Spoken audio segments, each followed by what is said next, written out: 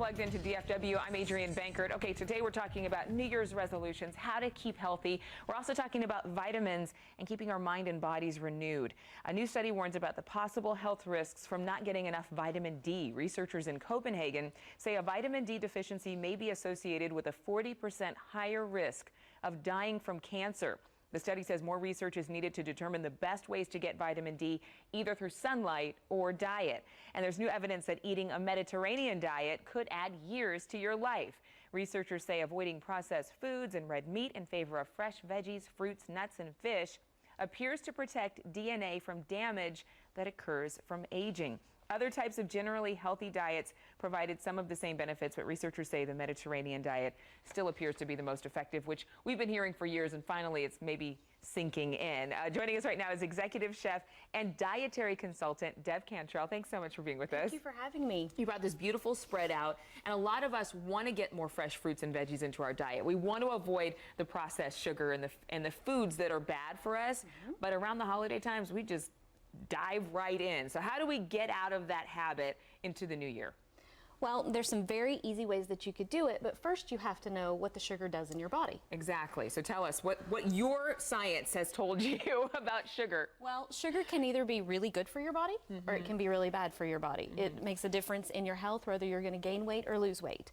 So most people know about the kind of bad for you sugars, the white stuff that we talk about all the time, and then even the pink, blue, and yellow. Yeah, well, a lot of the artificial sweeteners have been shown to have negative side effects. Exactly, exactly. And at Savor, this is one of the things that we teach our clients is we really educate them on how to substitute in their diet so that they can live a very fulfilling life around food. And not have to give up sweets entirely. That's so I see the raw honey, I see the maple syrup.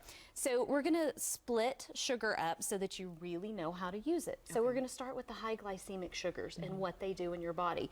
Some of the high glycemic sugars that I have are like honey, okay? Which is healthy, it's in some forms, it's natural, but I mean, it's very, very sweet. Right, it is very sweet, just like sugar in the raw, just like agave. Now, all of these things are better for you sugars than some of the other choices that you can make, but in their natural state, what happens is you just have to use a smaller amount of them. So, for example, the honey. You can actually put honey in your tea, but in small amounts. What do I mean by a small amount? Teaspoon, not a teaspoon. Okay, so this is like a serving spoon. Yes. But this might be what I'd eat my cereal with. Shovel that cereal in there.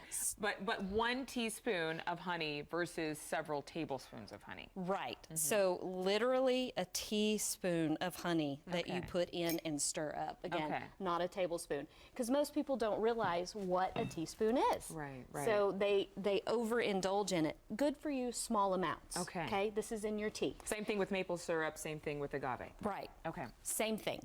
So moving on, we have your low glycemic group. And low glycemic is wonderful things like coconut palm sugar. Which is so yummy. They do. Everyone knows the benefits of coconut. It's all in the media right now. But then we also have something that's called xylitol. For some people it works, some people it doesn't. Very low glycemic. We also have stevia. Everyone knows about stevia. Yeah, we were just talking about that with the other guest. And the fact is they make sodas now. They do. Flavored completely naturally with stevia. And it won't raise your blood sugar levels. Exactly. So that's a great alternative, especially when you have kids at home, that you can get them off of Coke. You can get them off of Dr. Pepper. And that's one of the things that happens in Savor is we see the transition and the transformations that happen in our clients' lives whenever we start introducing better for you stuff. Pickiness in kids go away. Yeah, so you're not addicted to the soda pop with the high fructose corn syrup. But we couldn't help but notice that you brought some cookies. So are these real cookies? No, they're fake cookies. Are they just props? You made these cookies using some of these low glycemic sweeteners, We did. So they're gluten-free cookies because that's one of the things that we do is we work with a lot of people on gluten-free diets. But they're also made with coconut palm sugar. So not only are they low glycemic for you, they're actually very healthy for you, and they're called Don't Kill Santa Christmas cookies. Well, that's perfect because we don't want to hurt Santa. No. And we don't want to hurt our waistlines either. Those cookies you can have. And you can feel safe about it, especially during the holidays. Because I know I have teenagers at home And Christmas, it seems like there's just overindulgence of sugar. Oh, yeah. But if I have those around for them, and even some of the better for you sodas, it's not so much a problem. And I find that their friends even come over and love eating at my house as opposed to their houses. And it fills them up, too. It does. That's what I've noticed, is It that, does. especially with the coconut sweeteners, there seems to be more a satisfied feeling after you eat them. It doesn't feel like you're eating air. That's very true. And you can feel good about eating it because of all the health benefits that coconut has. But the other thing is, even when summer comes and you have all the great fruits and the vegetables and things out there, you can substitute some of your sauces, like your spaghetti sauce, barbecue sauce, things like that. I mean, you can use any of the good for you sugars in it and not have to worry about it. Right, so just kind of changing our mindsets and saying, okay, we're not going to give up barbecue sauce. We're just going to make it at home, find a healthy recipe, and instead of using sugar as a sweetener, or even maple syrup, as much as we like maple syrup, Right. we would use something like the coconut palm sugar, which would be lower glycemic and healthier for us all the way around. Absolutely. And every morning, well, not every morning, because I'd love to have pancakes every morning. Me too. But I don't. I use coconut nectar. Which On I've it. never heard of coconut nectar. You've got to try the coconut nectar. And you can, and a lot of these grocery stores are coming out with healthier options too. When you go Right. to the store, it's not like it was before where you had to go to some specialty, vegetable vitamin clinic and Right. go there for your specialty nectar. And now you can go to your local grocer and they have that whole health aisle.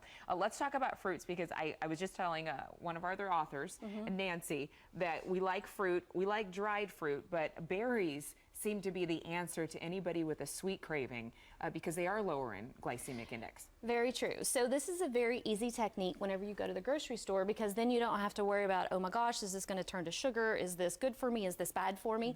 Because just because it's a fruit doesn't mean that you can consume a ton of it. So something very easy to think about when you go to the grocery store is you have low glycemic, which are all of your berries. Right. You have medium glycemic, which is your apples, your pears, things like that that hang from a tree, and your higher glycemic, so the things that are going to turn to sugar in your body are your grapes, your melons, and things like that.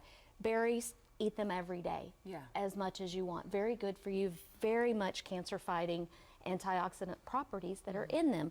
Middle of the road, again, things that hang from a tree. Again, not a perfect science, there's some variations in between, but those are once or twice a week.